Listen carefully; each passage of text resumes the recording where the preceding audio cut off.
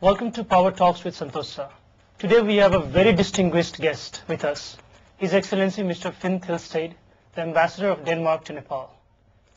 Denmark is well known for its competitive economic ease. Denmark is also well known for its generosity and philanthropy, especially in manifesting the Millennium Development Goals of the United Nations worldwide. The recent economic crisis has hit hard on most of the nations worldwide, even the developed nations. In fact, mostly the developed nations. Your Excellency, how much has the global economic crisis affected, or to what extent has it affected the internal economy of Denmark? I don't think you can give any figure of how the crisis has hit Denmark, but it has hit Denmark. The last two periods of 2008, our export went down by 7%. Nonetheless, the export in 2008 was positive with plus 6% compared to 2007. And the Danish export is huge. It's $100 billion. It's 10 times more than the overall GDP of Nepal.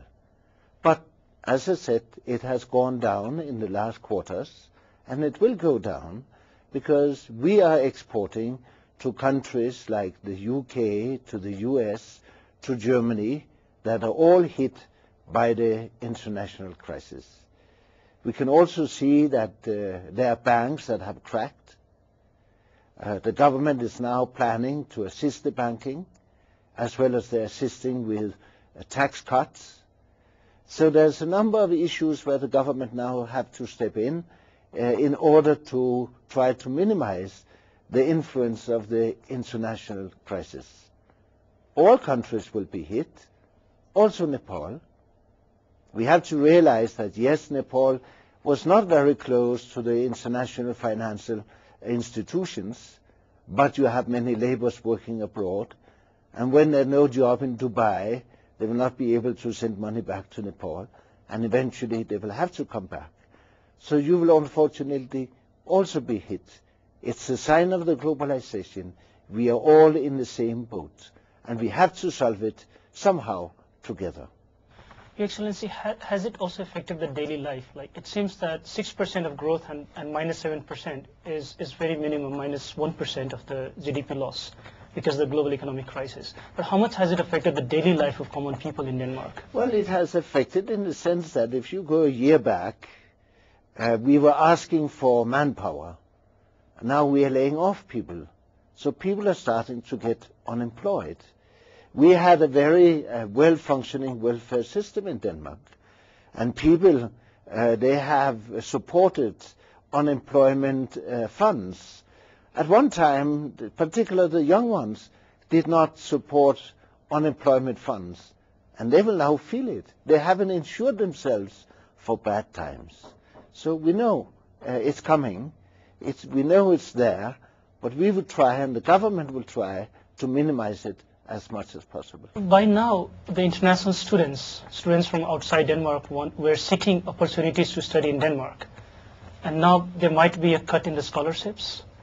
No, this is not about a cut in scholarships, but if you take the Nepali students in Denmark, and some of them believe too optimistically that they can fund their stay by working in Denmark. I don't think they can. They need to bring some money from Nepal, but they can get a job. But of course, if suddenly there is a crisis and there is less need for hands, they will also be hit. Everybody will be hit. We have seen it. The estate market has gone down. Years back, there was a huge increase in property prices. They're now coming down. So people have lost money, some of them real, some of them just on the paper. The most important thing is, of course, can we continue with our export, because that's where we get our money. Denmark has been one of the leading donor agencies for Nepal's development. And with the current global economic crisis, will we be seeing some cut in the size of support in the future for Nepal? Well, for the moment, the answer is clearly no. We have a country frame of about $40 million, and that will continue. For this year? For this year. There is a link between our overall development assistance and the Danish GDP. It is 0.8% of the GDP. Some years back it was 1%. The government then lowered it to 0.8%, but they're now talking about increasing it again. So if they increase it back to the 1%, there will be more money. If they don't, there might be a little less, because if the GDP goes down, there will be less if we take 0.8% for development assistance. But I don't think anything will hit Nepal in that sense from the Danish side. What about the Millennium Development Goals manifestation worldwide? Well, when we talk about it worldwide, I think, of course, it will. I have seen papers where they are now going to discuss how will the crisis hit countries in the developing world. Because we don't want it to hit too hard.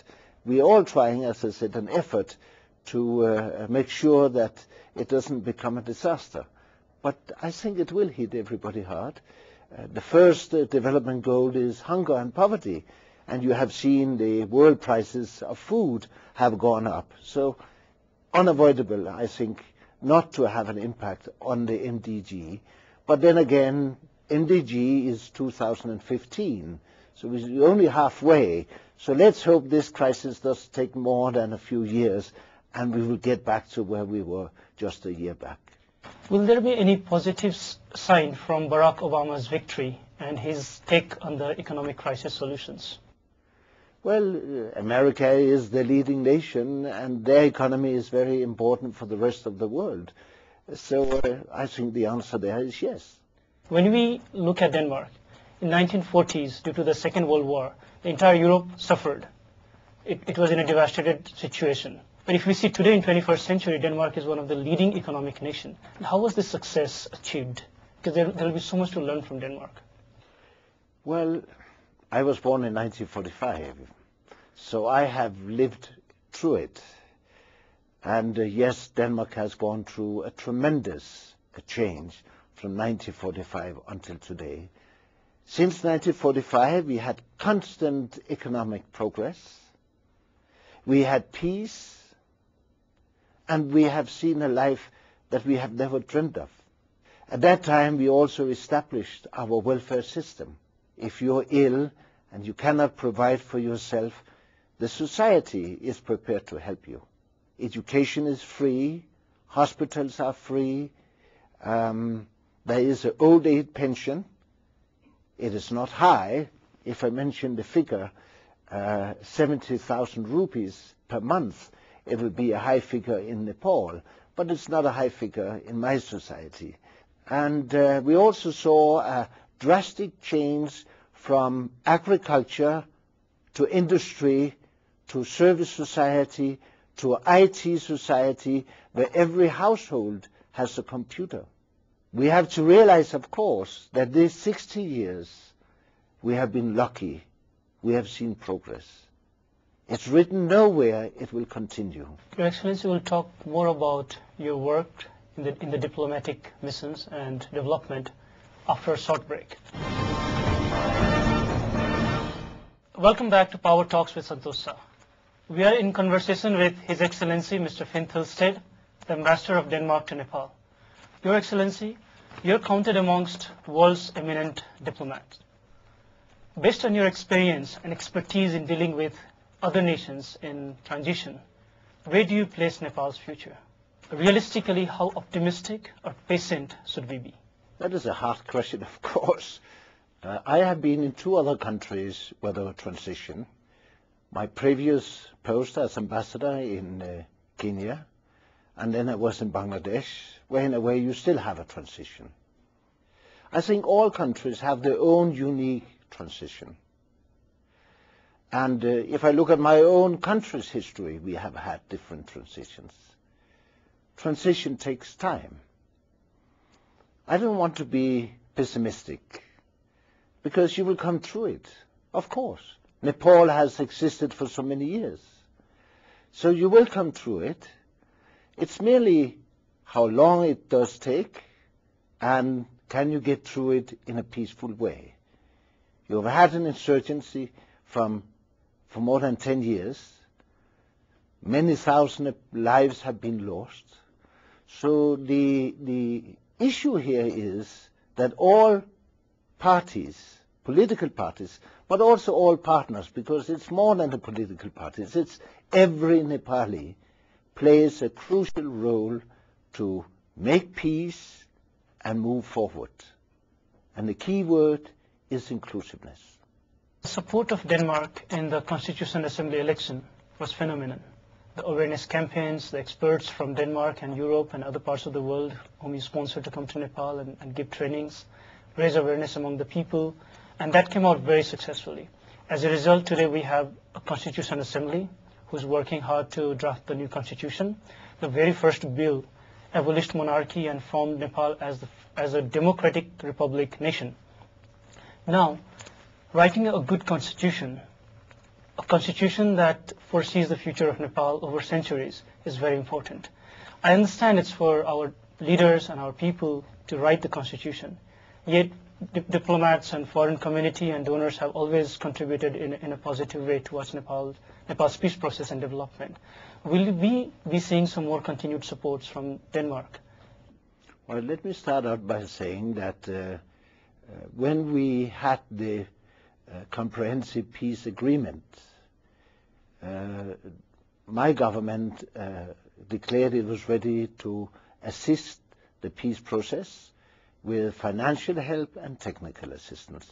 And as you rightly mentioned, we did that in connection with the CA election. We have now, together with the UN, supported a center that can help the CA members to find out what a constitution is all about and how to write it. But it's of course for the CA members to write the constitution. We are in discussion with the CA and the government about the process, and we are of course willing to provide technical assistance in writing a constitution. But let me say one personal word from my own experience in Kenya and from my own experience in Denmark. If we take Denmark first, we have a constitution that is old. It was written in 1849 and it was then changed in 1953. And in many ways, that constitution does not, when we read the words, live up to a modern society. Nevertheless, the constitution works because we want it to work. You can write many, many words in a constitution. If you don't want it to work, it wouldn't work. And many issues should not be in the constitution, but should be in separate laws. In Kenya, they had a very, very good process involving all the people in writing and coming with ideas to how should the constitution be.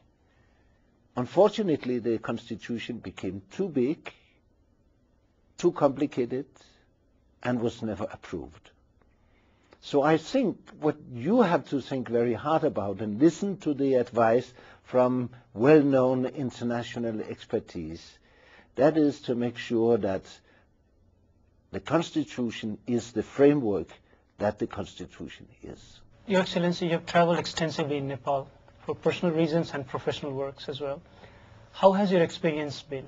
I'm very lucky that since we have a huge support of development assistance in Nepal, I have had the opportunity to travel many places and see life, which is extremely important in order to understand a country. I think many people forget that Kathmandu is not Nepal. And of course we know again some of the problems in Nepal is because you are so diverse, from the Terai to the high mountains, different group, ethnic, religious, language-wise, cultural-wise.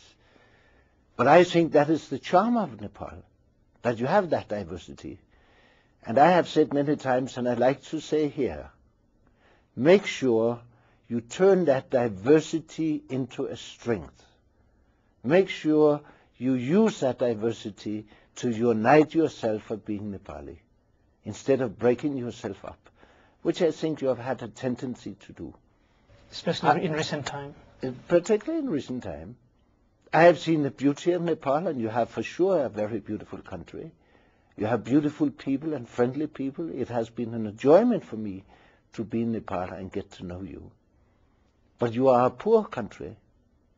And I have also said many times when I speak with you, why is Nepal poor and why is Denmark rich? Because I don't think we have anything in Denmark that you don't have in Nepal.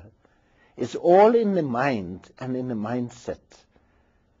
So start doing what you have to do, get together, find a common ground, and build up your country. And I hope you will do it. Your Excellency, I have seen some of your photographs. You are a very talented photographer. Your photograph ranges from beautiful scenery of Nepal to very natural portraits of Nepali people. When are we going to see your exhibition of photography? Well, first of all, yes, photography is a hobby I have, and it works very well with being a diplomat. I remember one of my Indian colleagues, who in fact was ambassador in Nepal, he had an exhibition in Bangladesh where he presented as seen through the eyes of a diplomat. So maybe I will do it one day. It's nice to take pictures and try to concentrate and focus. That's what you do with the camera. You try to see things. You try to focus when you use the camera. Your Excellency, we'll talk more about your works in Nepal after a short break. Stay with us. Welcome back. You're watching Power Talks with Santosh Shah. We are in conversation with His Excellency Mr. Finn Thilsted, the Ambassador of Denmark to Nepal.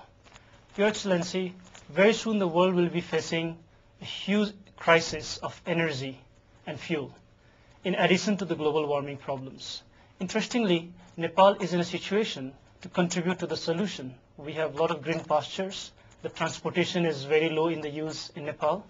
In addition to that, the perspective to produce alternative energy from air, from water, and from sun is very high in Nepal. Are we seeing any future endeavors from Denmark to create alternative energy in Nepal? Well, climate and energy goes very much together.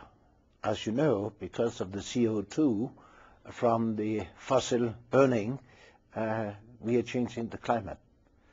The climate will have an impact on Nepal. It will have an impact on Denmark. It will have an impact on everybody on this earth. I look at the mountains of the Himalaya that some have said 100 years from now, all that snow will have melted. The point is that we should, with our action, of course, not do bad change to the earth. This is also why we have a conference in Copenhagen later this year. In December, called COP15, where we hope that the world's nation can find a way forward to try to minimize the damage we are doing. In my country, we try to be more green in the sense we use wind energy. So we have huge windmill parks in the sea. And these parks can generate about 25% of the energy we use in Denmark. So this is a way forward. In Nepal, of course, you have a lot of sun. And you should use that sun. In fact, you are using the sun in the sense that we are supporting a program with solar cells to remote areas where you for a few thousand rupees can buy a solar cell, have a small battery, and you can have lights in the evening. You can also use your water power in micro scale as well as in macro scale. And we can all hope that you will soon start seriously using it the macro scale so that you can get the energy that you need. So we don't have to suffer, and everybody suffers, for the load shedding that is happening for the moment. But that takes a long time because it's a huge investment that you need to do that. But of course, you should do it. When it comes to development of Nepal, I think education will play a very important role, like in any other countries. In the history of Nepal, for 104 years, we had run a regime where they literally banned education. Education was limited to a very few selected families, privileged families. So education in Nepal is very new. The government, the private sector have contributed a lot to the development of education. They're trying their level best. Yet, we haven't achieved the global standards of education. Without education, it will be very difficult to propel development process or peace process. We haven't seen from the donor agencies enough support to create a standard education in Nepal. Why is that, or will there be any positive change in that direction? Well, Denmark has supported, together with other donors, the education sector for years.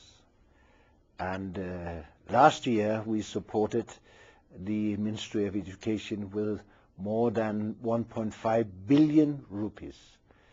We are very happy to see that the government itself spent a lot of money on education, because, as you said, education is very, very important. So we are supporting the education program, and I think we have seen progress. The enrollment has increased over the years, but dropouts are still there, so that needs to be improved on. But perhaps the biggest area of improvement is, as you are just mentioning, the quality of education. The quality needs to be much higher, and the quality should also be directed towards that you make people who can think. I don't think you should be so much interested in the paper as what can you do. And you need people who can do very difficult research, but you also need many people who can do simple jobs very well. Excellency, we are very grateful for the donations we have received from worldwide in terms of our development. At the same time, don't you feel that the aid also creates a dependency of any nation's growth, and it inhibits any nation from taking its own creative approaches? The figures of development assistance to Nepal is around $600 million. I think this is the figure we are talking about. Compared to the GDP of $11 billion, it's not a huge figure. Compared to that is 20% of the budget, then it's big. And when we compare to that, it's 70% of the development budget, then it's very big, and for sure you are dependent. We don't want to make you dependent, let me say that. We are only giving a neighbor a helping hand. In fact, we want the government of Nepal to be in the driving seat when it comes to development. We want to support your ideas. We give a helping hand in forms of money and technical assistance. Your Excellency, inclusiveness is a subject that the Danish Embassy has been supporting in terms of awareness campaigns throughout the country. Despite the fact that Nepal has become a republic and we are supposed to share equal rights among our people, marginalized groups which consist of a majority of population still suffers, especially Madeshis, Dalits, Janjatis, and women. How far are we from the reality of inclusiveness, from achieving a proper inclusiveness for these groups?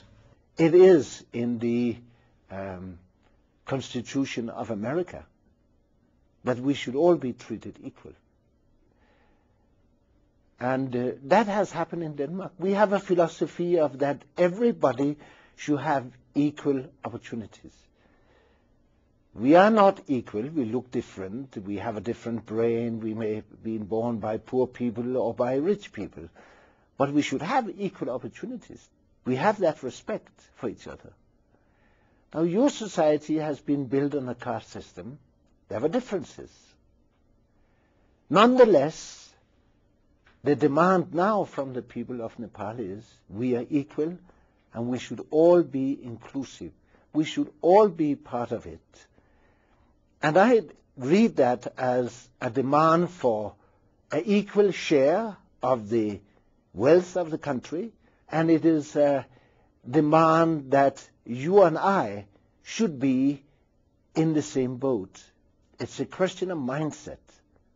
A lot of it can, of course, be done by law, but at the end of the day, it is a mindset. It's a mindset that the one that wanted to exclude other, thinking that he or she was superior, realized that we are all human beings. This is the process Nepal is going through. I think changing that mindset will take time. But I hope everybody understands that if you want to have a well-functioning society, that demand must be fulfilled, that everybody has an opportunity, that everybody has equal rights to live in your beautiful country. Your Excellency, after having a conversation with you, I'm very optimistic that someday we'll be able to achieve a society with equality, with equal rights and opportunities.